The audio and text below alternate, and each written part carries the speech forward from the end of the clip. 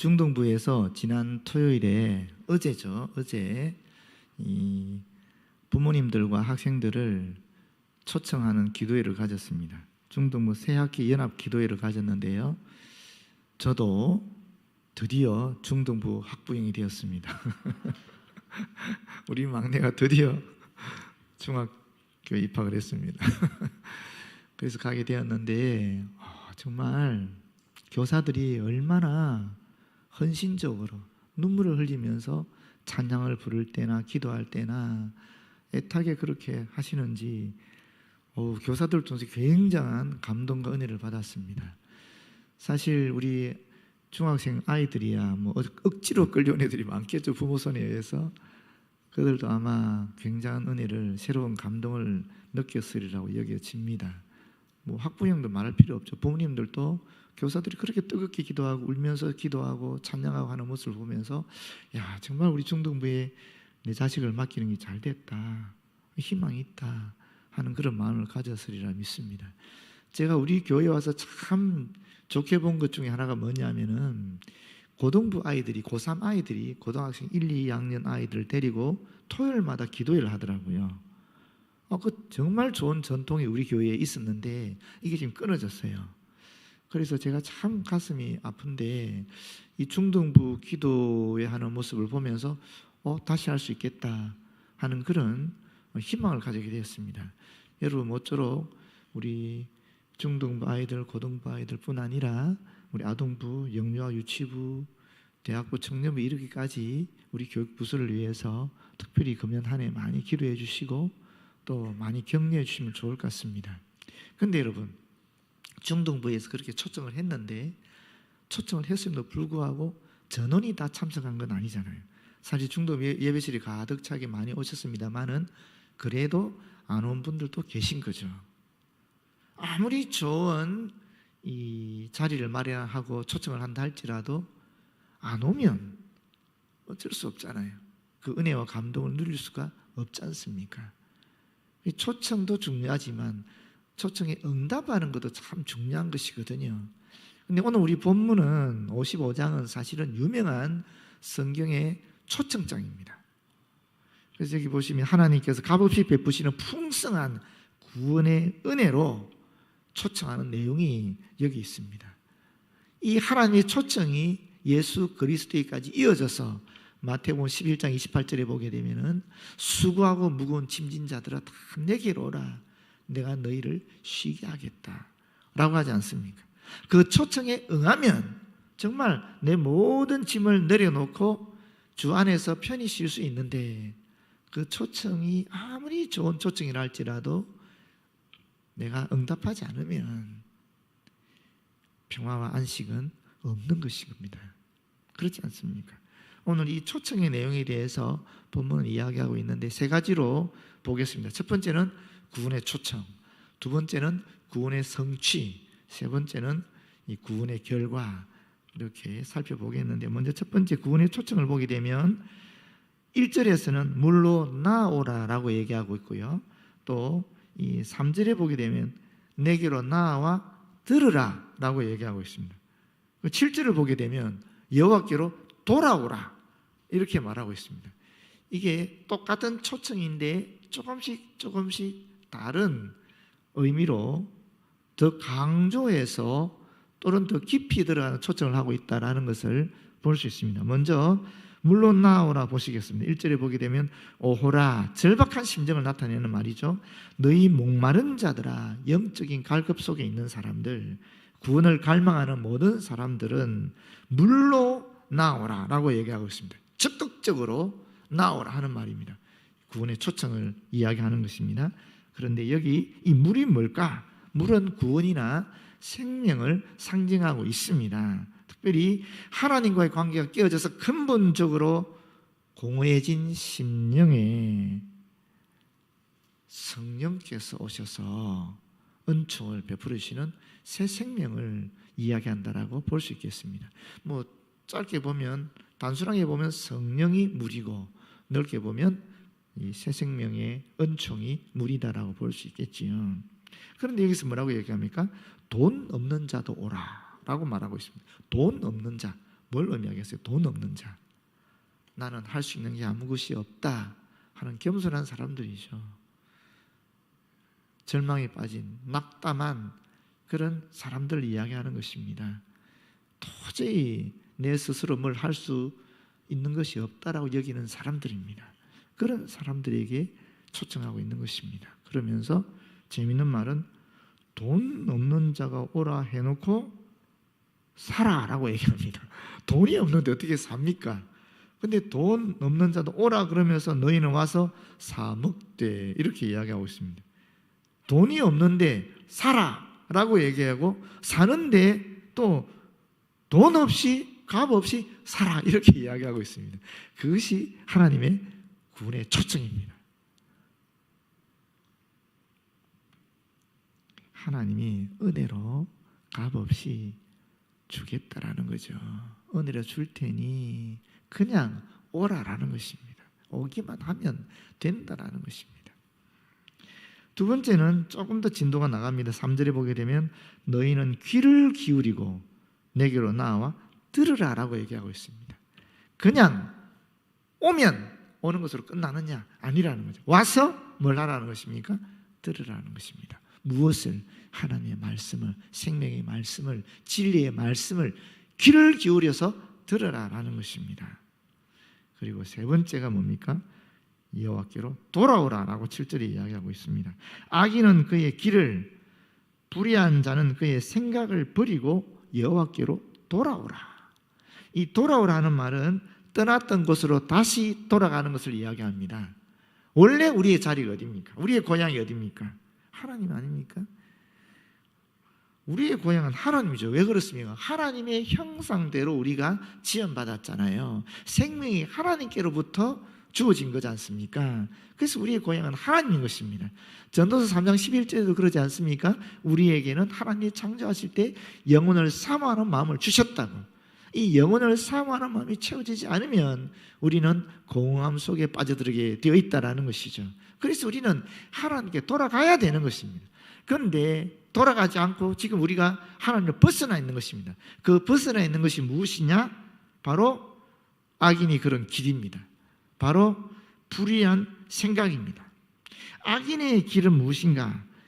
길은 단순한 길이 아니라 삶의 태도나 방식을 얘기하는 것입니다.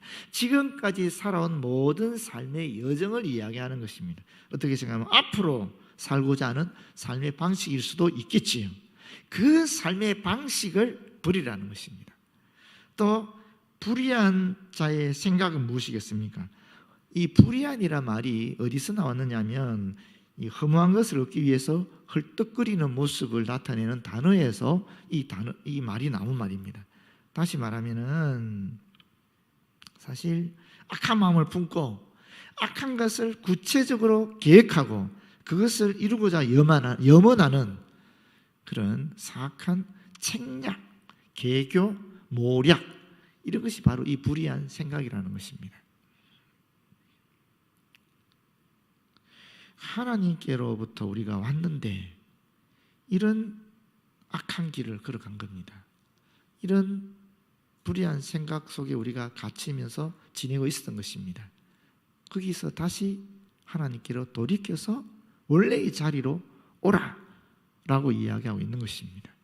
이것은 굉장한 전인적인 그런 회개, 전인적인 행동을 이야기하는 것입니다. 그렇지 않습니까? 그래서 초청이라는 것이 단순히 나오는 것이 지나지 않고 거기서 또 하나님의 말씀을 듣는 것도 초청하고 있고 마지막으로는 결단을 초청하고 있는 것입니다. 결단을 요구하고 있는 것입니다. 이것이 하나님의 우리를 향한 구원의 초청입니다. 두 번째는 구원의 성취인데요. 2절에 보시게 되면 이 스스로 얻으려는 구원에 대한 이야기가 나오고 그 3절에 보게 되면 그 뒤로는 메시아를 통한 구원의 성취에 대한 이야기가 나오고 있습니다. 2절에 보시면 너희가 어찌하여 양식이 아닌 것을 위하여 은을 달아주며 이 양식이 아닌 것이라는 것은 이 영혼의 갈증을 좀 더 채워줄 수 없는 그런 세상의 종교나 또는 죄로 가득 찬 문화나 세상의 탐욕을 얘기하는 것입니다. 이것을 위해서 우리가 은을 달아준다, 산다라는 거죠. 고대에서는 은을 달아서 물건을 샀으니까 그 사는 일을 행하는 것입니다. 또 배부르게 하지 못할 것을 위하여 수고하느냐, 마찬가지죠. 결코 만족을 줄 수 없는 것을 위해서 힘써 애를 쓰는 모습을 지금 나타내 있는 것입니다. 이 두 구절은 사실은 같은 이야기입니다. 같은 말을 반복해서 강조하고 있는 것입니다. 여러분, 불교 신자들이 1,000배를 드리기도 하고 3,000배를 드리기도 합니다. 여러분, 왜 그렇게 하는지 아십니까? 그 1,000배나 3,000배를 통해서 해탈을 얻고자 하는 것입니다. 불교에서 말하는 해탈이 뭐냐면 무거든요. 공이에요. 내가 지금 잡다한 생각 속에, 엄청나게 악한 생각 속에, 다양한 복잡한 생각 속에 이 땅을 살아가다 보니까 번뇌에 휩쓸리는 거죠. 안 그렇습니까? 그러다 보니까 자유로운 삶이 아닌 거예요. 너무 고통스러운 삶을 살아가고 있는 것입니다. 그래서 이걸 없애기 위해서 어떻게 하느냐 하면은 절을 하는 것입니다. 큰 절을 하는 거죠. 큰 절 여러분 100번만 해도 힘들어요. 근데 이걸 1,000번 한다? 쉽지 않습니다. 더군다나 3,000번 한다?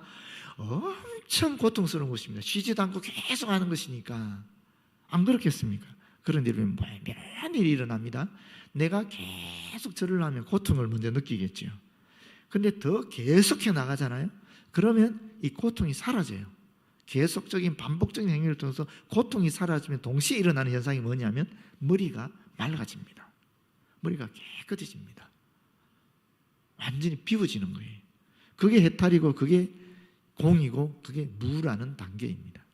실제로 이 석가가 있었던 그 당시에 인도는 3,000만 개, 3,200만 개의 신이 있었다라고 얘기해요. 무슨 얘기예요? 3,200만 개의 다른 생각들이 있었다라는 것입니다. 얼마나 복잡한 세상입니까?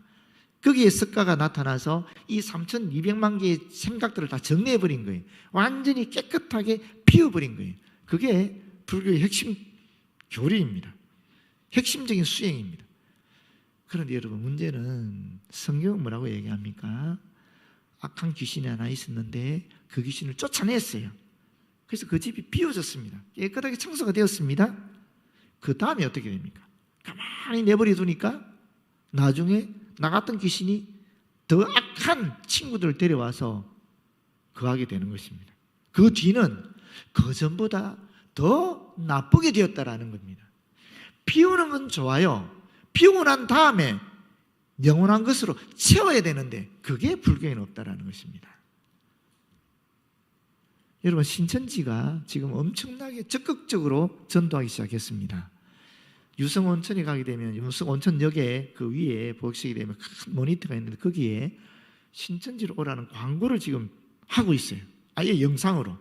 그러면서 목사님도 인정했습니다. 장로님도 인정했습니다. 이러면서 지금 홍보하고 있습니다. 목사도 인정한 적 없습니다. 언제 신천지를 인정했습니까? 우리가 이단으로 정죄했지. 그러나 그들은 그렇게 속이면서 젊은이들을 지금 데려오려고 하고 있습니다. 신천지 전문가의 이야기를 들어보면, 신천지 계셨던 분들이 나와서 하신 말씀을 들어보면 정말 무서운 얘기를 하는데, 한 사람을 전도하기 위해서 최소한 20명이 그 주변을 둘러싼다고 합니다. 예를 들어서 당근마켓에서 어떤 독서 클럽이 모임이 있다. 내가 좀 관심이 있어서 한번 들어가잖아요. 거기 있는 사람 전부 다 신천지라는 거예요. 근데 그 구성원들이 예수 믿는 사람도 있고 예수 믿다가 좌절한 사람도 있고 그 구성원들이 신천지인데 그렇게 꾸민다라는 거예요. 예수 안 믿는 사람도 있고 불교 신자도 있고 다양한 성향을 가진 사람들이 딱 둘러싸는데 전부 신천지라는 거예요. 그리고 이 사람들 외에 바깥에서 그들을 지원하는 사람들이 있습니다. 그 사람들은 이 사람이 어떤 가정의 문화 속에서, 배경 속에서 어떤 대학을 다니고 어떤 관계를 맺고 있고 전부 다 조사한다라는 거예요. 그래서 적게는 20명이, 많게는 40명이 그 한 사람을 싹 둘러싼답니다. 어떻게 되겠습니까? 그전에 있었던 관계들이 하나둘 떨어져 나가기 시작해서 완전히 신천지로만 둘러싸이고 모든 관계들이 다, 그전의 관계들이 다 단절돼 버린다는 겁니다. 그런데 이 일을 위해서 그들은 목숨을 겁니다. 시간을 온전히 바칩니다. 열정적으로 전도 사역에 동참합니다. 왜 그런지 아십니까?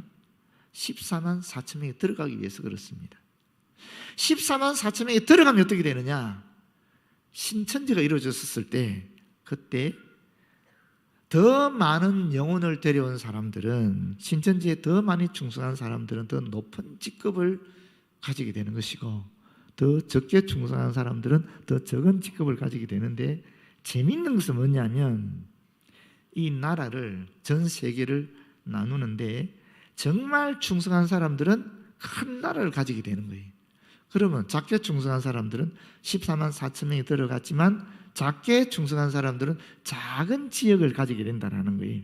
그러면 그 큰 나라를 가진 사람이 가지고 있는 그 권력, 그 명예, 그 부귀는 어떻겠습니까? 말로 할 수 없는 거죠. 무슨 얘기인지 아시겠죠? 신천지인들이 왜 그렇게 열심히 전도하느냐? 결국 지금 현재 질서로서는 도저히 올라설 수 없으니까 새로운 질서를 그들에게 제공해주고, 이 질서를 통해서 너희들이 14만 4천 명이 들어서기만 하면 앞으로 엄청난 부와 권력과 명예를 얻을 수 있다는 것입니다. 그래서 그걸 얻기 위해서, 그들이 말하는 구원을 얻기 위해서 그들은 엄청난 노력을 한다라는 것입니다. 여러분, 근데 우리가 알잖아요. 그게 얼마나 허망한 것인지를. 지금 JM에서 정명석에 대한 이야기가 다큐멘터리로 넷플릭스에서 방영되고 있지 않습니까? 그거 보십시오. 얼마나 험한 결과를 가져오는지 보십시오. 그래서 예레미야 2장 13절에 보면 이런 말씀이 있습니다. 내 백성이 두 가지 악을 행하였나니 곧 그들이 생수의 근원 되는 나를 버린 것과, 생수의 근원이 누굽니까? 하나님이라는 겁니다. 하나님이 보내신 예수 그리스도라는 거죠. 스스로 웅덩이를 판 것인데 스스로 구원받기 위해서 이렇게 애를 쓴다라는 것입니다. 그것은 그 물을 가두지 못할 터진 웅덩이들이니라. 내가 스스로 웅덩이를 팠는데, 스스로 구원받기 위해서 애를 썼는데 그거는 결국 터진 웅덩이다. 물을 담을 수 없는 웅덩이다라는 것입니다. 스스로 얻으려는 구원이 얼마나 허망하고 이루어질 수 없는 것인지를 분명하게 이야기하고 있는 것입니다. 그러면서 두 번째로 이 메시아를 통한 구원의 성취를 이야기하고 있는데, 3절 하반절에 보게 되면 내가 너희를 위하여 영원한 언약을 맺으리니 곧 다윗에게 허락한 확실한 은혜니라. 보라, 내가 그를 만민에게 증인으로 세웠고 만민의 인도자와 명령자로 삼았다라고 이야기하고 있습니다. 여기 지금 다윗의 언약에 대한 얘기가 나옵니다. 다윗의 언약은 영원한 언약이고 그 전에 있었던 시내산 언약은 조건적이고 일시적인 언약이라는 것입니다. 다윗의 언약이 뭐냐면 사무엘하 7장 13절에 보면 그는 내 이름을 위하여 집을 건축할 것이요 나는 그에게 아버지가 되고 그는 내게 아들이 되리라. 아버지와 아들이 된다라는 것입니다. 영원한 언약은 집을 짓는다, 하나님 나라를 이룩한다라는 것 아니겠어요? 그리고 나서 또 16절에 보게 되면 너의 집과 너의 나라가 내 앞에서, 하나님 앞에서 영원히 보존되고 너의 왕위가 영원히 견고하리라 하셨다. 다윗의 언약은 영원한데 시내산 언약은 일시적이다. 왜 그렇습니까? 조건적이다. 왜 그렇습니까? 시내산 언약은 율법을 지켜야 하나님께 복을 받는 거예요. 그게 조건적이잖아요. 그리고 시내산 언약은 예수님이 오시기 전까지의 언약이잖아요. 예수님이 오시면서 그 언약은 성취되어 버리니까 시내산 언약이 필요가 없게 되어 버리는 것이죠. 그래서 일시기다라고 얘기할 수 있습니다. 반면에 다윗과 맺은 이 언약은 영원하다라는 것입니다. 그런데 실제로 다윗의 언약이 영원한가? 한번 생각해 보십시오. 역사적으로 다윗의 언약이 영원하다 그러면 다윗의 왕국이 영원해야 되는 거잖아요. 다윗이 세운 왕국 이스라엘이 영원해야 되는데 이스라엘이 어떻게 되었죠? 남북으로 쪼개질 뿐만 아니라 북쪽은 아수르에 망해버리고 남쪽은 유다 왕국은 바벨론에 망해버렸잖아요. 다윗의 왕국이 끝이 나버린 거예요. 그런데 어떻게 영원하다라고 할 수 있느냐? 그렇지 않습니까? 거기에 대해서 8절에 이는 왜냐하면 내 생각이 너희의 생각과 다르며, 여기 이 다르다는 말은 사실 강한 부정을 담고 있는 말이거든요. 그래서 이거는 이렇게 얘기해야 됩니다. 왜냐하면 내 생각이 너희의 생각과 완전히 다르며 내 길은 너희의 길과 완전히 다름이니라. 여호와의 말씀이라. 왜냐하면 하늘이 땅보다 높음같이 내 길은 너의 길보다 완전히 높으며 내 생각은 너의 생각보다 완전히 높음이니라. 여러분, 우리의 생각은 지금 다윗의 왕국이 끝이 났어요. 다윗의 언약은 영원히 이어지지 않았습니다. 왕국이 망해버렸으니까. 하나님의 생각은 그렇지 않다라고 이야기하는 것입니다.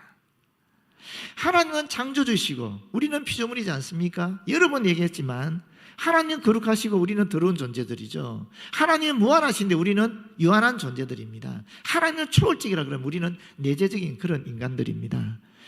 이걸 얘기하면 좀 어려워요. 더 쉽게 얘기하면 하나님이 인간이라고 인간에 비교한다면 그럼 우리 인간은 사실은 개미와 비교될 수 있을 거예요.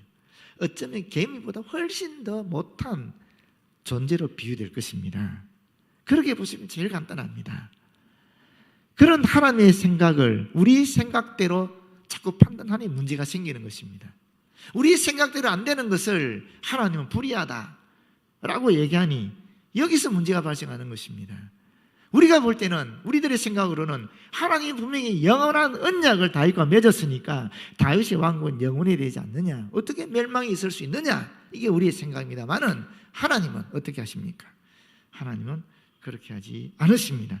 하나님의 생각은 오히려 내가 나의 법을 그들의 속에 두며 그들의 마음에 기록하여 나는 그들의 하나님이 되고 그들은 내 백성이 될 것이라 하는 예레미야 31장 33절의 말씀처럼 이 다윗이 주신 영원한 언약이 다윗의 후손들의 마음에 새겨진 법으로 남게 하시고 그 법이 어디로까지 옵니까? 다윗의 후손인 예수 그리스도에게로 계승되게 하셨다가 예수 그리스도께서 십자가에 못 박혀 죽으시고 부활하시고 승천하심으로 말미암아 그 다윗의 영원한 언약이 완전히 성취되도록 하셨다라는 것입니다.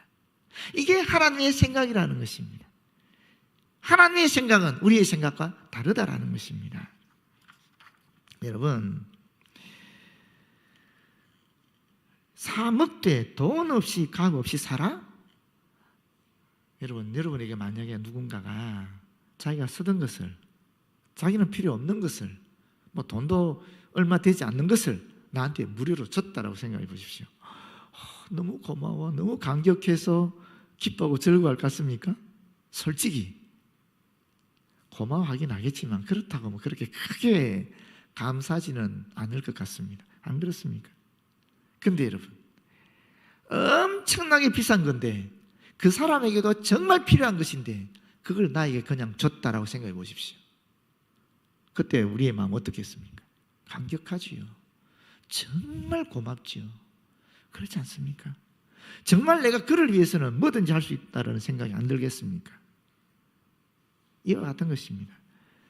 돈 없이 값 없이 산다, 무슨 얘기냐면 생명이라는 것은, 구원이라는 것은 가치를 매김할 수 없는 것입니다. 너무나 비싼 것이기 때문에 아예 살 수 없는 것입니다. 그런데 그것을 하나님께서 은혜로 그냥 주겠다라는 것입니다. 그 은혜를 우리가 받게 되니까, 너무 무한한 가치를 가진 것을 우리가 그냥 받게 되니까 너무 고맙고 감사한 거죠. 그래서 우리가 선한 삶을 살아가는 것입니다. 하나님의 뜻대로, 그리스도께서 우리에게 가르치신 그 말씀대로 쫓아 살아가는 삶을 살아가는 것입니다. 선한 일을 통해서 열심히 전도해서 14만 4천의 반열에 들어가서 구원받는다는 것이 아니라 하나님이 나에게 주신 은총이 너무나 귀하고 고맙고 감사해서 너무나 엄청난 것을 나에게 주시기 때문에 너무 감격스러워서, 그래서 주님의 뒤를 쫓으면서 주님이 가르치신 대로 그 말씀대로 살아가려고 선한 행위를 하는 것입니다. 이것이 하나님의 생각입니다. 그러나 인간들은 계속적으로 내가 뭔가 착한 짓을 해야, 내가 뭔가 땀을 흘려야 구원을 받겠다라고 이야기하는 거지요.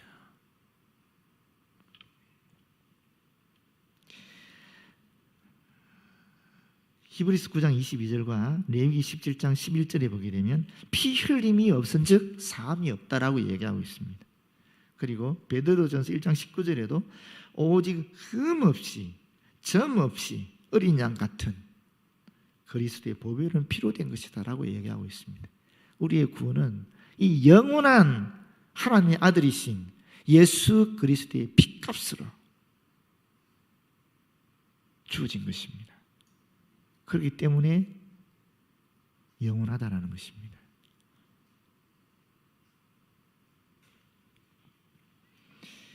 요한복음 7장 37절에서 39절에 보면 예수님이 이런 말씀하십니다.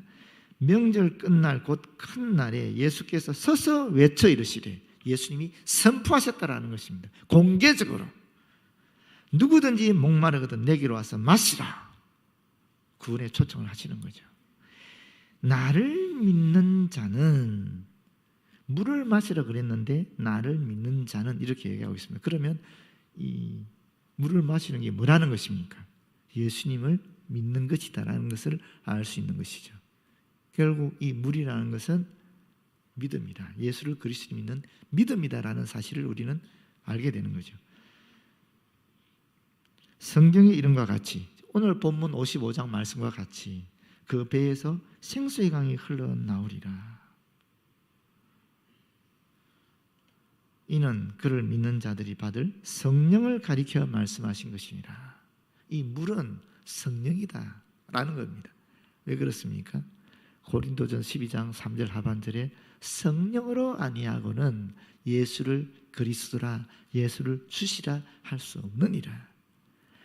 우리가 성령을 받을 때에 예수님을 그리스도로 고백하게 되고 그 결과는 영원한 생명이라는 것이죠. 그래서 이 물이라는 것이 좁게는 성령을 얘기하는 것이고, 성령을 통해서 예수를 그리스도 믿는 믿음을 얘기하는 것이고, 더 확장해 나가면 그 결과 우리에게 주어지는 영원한 생명을 이야기하는 것이다 라고 할 수 있는 것입니다. 그래서 세 번째 구원의 결과가 나타납니다. 이 구원의 결과는 개인적인 측면과 공동체적 측면에서 살펴볼 수 있습니다. 개인적 측면에서 보게 되면 먼저 1절에 뭐라고 얘기합니까? 진정한 즐거움과 풍성한 기쁨 가운데 살아가는 것이 구원의 결과다라고 얘기하고 있습니다. 1절 하반절에 보게 되면 포도주와 젖을사라. 포도주가 의미하는 것이 뭐냐면은 기쁨을 상징하는 것입니다. 젖이 의미하는 것은 풍요로움, 부요함을 성경에서는 상징하고 있습니다. 그리고 2절 하반절에도 그리하면 너희가 좋은 것을 먹을 것이며, 이 좋은 것은 하나님의 관점에 볼 때 선하고 아름다운 것을 이야기하는 것입니다. 하나님이 주시는 영원한 생명, 영원한 기쁨, 넘치는 풍요로움을 얘기하는 것입니다. 그리고 너희 자신들이 기름진 것으로 즐거움을 얻으리라. 영혼을 풍성히 하는 것으로 즐거움 얻게 될 것이다. 한마디로 말하면 진정한 즐거움, 풍성한 기쁨을 누리는 삶을 얘기하는 것이죠. 이게 구원의 결과로 우리에게 주어진다는 것입니다. 두 번째는 3절에 있습니다. 너의 영혼이 산다라고 얘기하고 있습니다. 성경에 영혼이라는 단어가 나오면 여러 다양한 뜻이 있는데, 이 영혼이 우리가 보통 일반적으로 영혼과 몸을 이야기할 때 몸과 대비되는 의미의 영혼일 수도 있고, 또는 이 영혼은 인간을 대표하는, 사람을 대표하는 말일 수도 있습니다. 오늘 본문에서는 사람을 대표하는 말입니다. 다시 말하면 사람들이 영원한 삶을 살아가게 된다, 새 생명을 누리는 삶을 살아간다 하는 이야기를 하고 있는 것입니다. 우리가 영원한 생명을 얻게 되면 새로운 생명을 살아가게 된다는 것입니다. 새로운 삶을 살아가게 된다는 것입니다. 어디서? 이 땅에서, 또한 저 하늘나라에서. 마지막 세 번째는 7절 하반절에 나옵니다. 그리하면 어떻게 된다 그랬습니까? 용서를 받는다라고 얘기하고 있습니다. 그리하면 그가 긍휼히 여기시리라. 우리 하나님께로 돌아오라. 그가 너그럽게 용서하시리라. 긍휼히 여기시고 너그럽게 용서하신다라는 이야기를 하고 있지 않습니까? 너그럽게 하는 말이 무슨 말이냐면은 조금의 앙금도 없이 완전히 깨끗하게 하는 뜻입니다. 하나님께로 돌아오게 되면 구원을 성취하게 되고, 그 결과는 조금의 앙금도 없이 완전히 깨끗하게 우리의 죄를 용서해 주신다는 것입니다. 여러분, 우리가 예수 그리스도를 주님을 고백하러 말미암아 영원한 생명을 얻습니다. 그러나 완성된 건 아니잖아요. 이 땅에서 그 영원한 생명을 가진 존재로 살아가는데, 그 가운데에서도 구원을 얻었지만 그럼에도 불구하고 계속적으로 우리는 죄를 지으며 살아가게 됩니다. 그러면 이런 마음이 들죠. 우리의 생각은, 아니 내가 구원받은 존재인데 아니 하나님께서 나에게 그렇게 큰 은총을 베풀어 주셨는데 어떻게 이같이 싹한 생각을 하고 이와 같이 악독한 짓을 할 수 있느냐. 나는 도저히 민망해서 부끄러워서 죄송스러워서 하나님께 나아갈 수가 없어. 이게 우리의 생각 아닙니까? 양심이 있다면은 어떻게 이런 죄를 지고 하나님께 나아갈 수 있어? 하는 것이 우리의 생각 아닙니까? 그러나 하나님은 그렇지 않다라는 거예요. 언제든지 돌이키라, 회개해라, 나에게 돌아서라. 그러면 너그럽게. 긍휼이라는 것은 아기를 뱃속에 가진 엄마의 사랑같이라는 뜻입니다. 뱃속에 아기를 가지고 있을 때 엄마가 얼마나 그 아기를 사랑합니까? 그런 아기를 가진 엄마의 사랑같이 너그럽게 조금의 앙금도 없이 완전하고 깨끗하게 너의 죄를 용서해 주겠다라는 겁니다. 이것이 하나님의 생각입니다.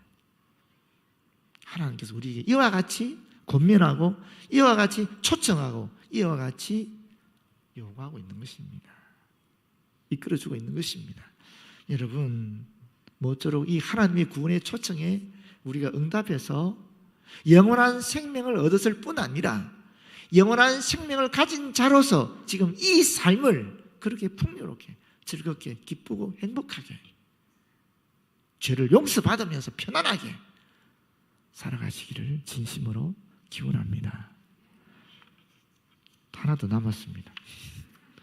공동체적인 측면에서도 있습니다. 5절에 보게 되면 보라, 너가 알지 못하는 나라를 너가 부를 것이며 너를 알지 못하는 나라가 너에게로 달려올 것은 여호와 너의 하나님 곧 이스라엘의 거룩하신 이로 말미암음이니라.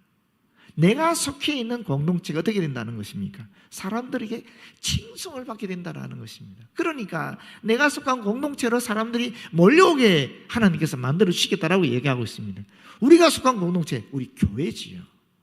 구원의 방주지요. 이 교회로 사람들이 몰려올 거라는 겁니다. 교회가 칭송을 받기 때문에. 또 이는 그가 너를 영화롭게 하였느니라. 무슨 말입니까? 교회가 하나님을 영화롭게 한다는 것입니다. 교회가 영화롭게 됩니다. 교회가 칭송을 받습니다. 동시에 교회에 속해 있는, 공동체 속해 있는 저와 여러분이 칭송을 받고 영광을 받게 된다는 말입니다.